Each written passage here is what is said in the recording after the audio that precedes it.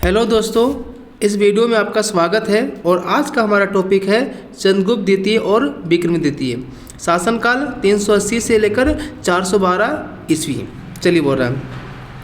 गुप्त वंशावली में समुद्रगुप्त के पश्चात चंद्रगुप्त द्वितीय का नाम उल्लेखित है, परंतु दोनों शासकों के बीच रामगुप्त नामक एक दुर्बल शासक का अस्तित्व भी पता चलता है। यानी याद क्या बोलता है कि समुद्रगुप्त के पश्चात कौन राजा बना था? चंद्रगुप्त द्वितीय। लेकिन कुछ टाइम के लिए रामगुप्त भी राजा बना था। विशाखा दत्त द्वारा रचित देवी चंद्रगुप्तम नाटक से पता चलता है कि समुद्रगुप्त के बाद रामगुप्त गद्दी पर बैठा था। वह शकों से पराजित हो गया था और तथा उन्हें अपनी पत्नी ध्रुव देवी देने के लिए तैयार हो गया था। रामगुप्त का छोटा भाई चंद्रगुप्त द्वितीय था। उसने शकों को पराजित कर रामगुप्त की विधवा से विवाह कर लिया। अब बोल रहा है कि दिल्ली के कुतुब मीनार के पास खड़े एक लौह स्तंभ, जिसको मेहरौली का लौह स्तंभ, खुदे हुए अभिलेख में चंद नामक राजा की कीर्ति का वर्णन किया गया है, जिसकी पहचान चंद्रगुप्त द्वितीय के नाम से की जाती है। उदयगिरी गुहा अभिलेख में चंद्रगुप्त द्वितीय की विजयों का उल्लेख मिलता है। उसके कालक्रम में दृष्टि से मथुरा का स्तंभ लेख पहला प्रमाणिक गुप्त लेख है, जिसमें तिथि का भी उल्लेख किया गया है। वैवाहिक संबंध एवं साम्राज्य का विस्तार। चंद्रगुप्त द्वितीय ने वैवाहिक संबंध और विजय दोनों की तरह से साम्राज्य का सीमा विस्तार किया। उसने नाग राजकुमारी कुबेर नागा के साथ विवाह करके नागवंश के साथ वैवाहिक संबंध स्थापित किया।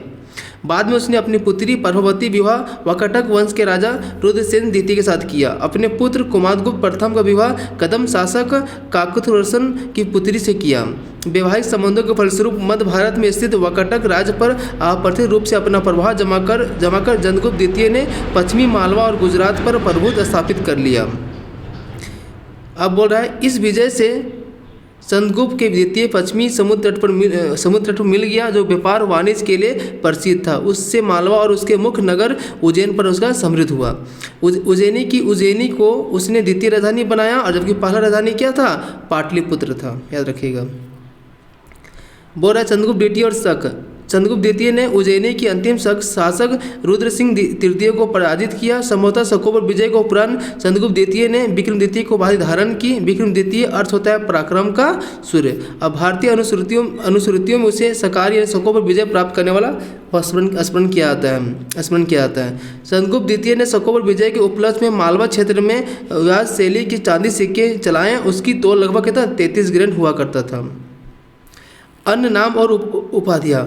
अन्य नाम बोलता है देवगुप्त, देवराज और देवश्री। उपलब्धियाँ क्या था?